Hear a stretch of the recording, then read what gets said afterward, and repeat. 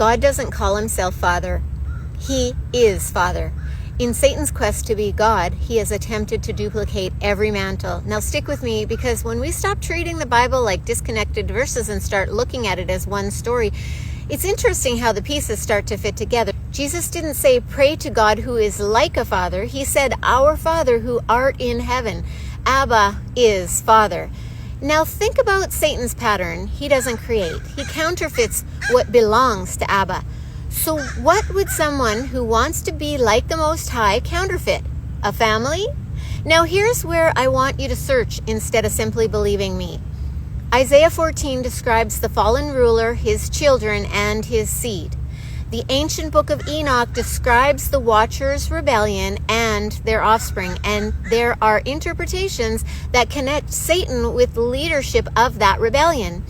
I'm asking you to consider whether those pieces belong together, because then Jesus says something that suddenly becomes very interesting. He calls Satan the father of lies.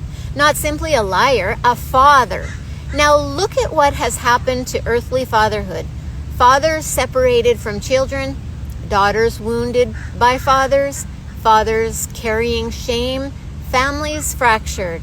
And then look at the promise at the very end of the Old Testament, Malachi 4:6.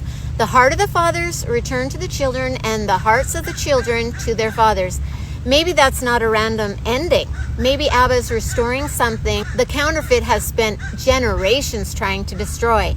And fathers, maybe becoming the father your children need doesn't begin with another parenting technique.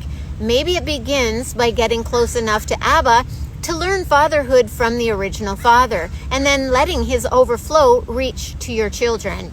So don't take my word for it. Ask Abba. Ask him, Father, what do you want to teach me about being a father? And then listen.